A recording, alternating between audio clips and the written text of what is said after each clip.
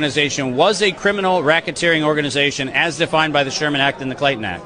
And by that I mean interlocking directorates defined under the Clayton Act, racketeering and express market domination and market controls, all of which are defined under the Sherman Act. This was a violation of the law when it was set up in the 1940s.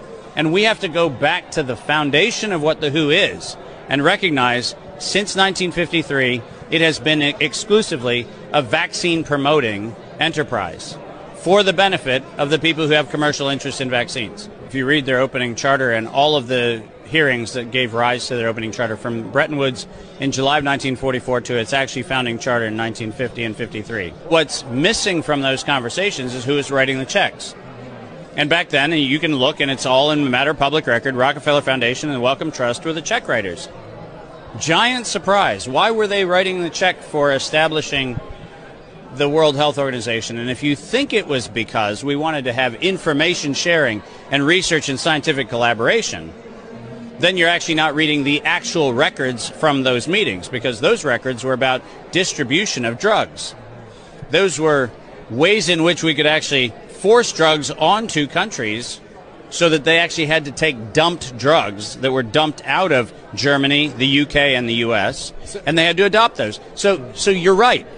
I mean, exactly what you're saying. In an interconnected world where we have air travel and sea travel and we have all of the flow of people, we absolutely should have the ability to monitor and surveil the condition of health so that we have an awareness that says, hey, there's a problem, let's intervene. But the problem is that we have to have a financially disinterested party making those determinations and making those surveillance observations. Because the minute the people who have a financial incentive to have gain from the decision to declare a pandemic, the minute they're the ones who are collecting data, guess what data they collect? Giant shock. They're going to collect the data that actually justifies their existence. As long as the financial interest that dictates what product is going to be promoted is the one making the declaration of the pandemic, we have no possibility for accountability. We have no possibility for justice.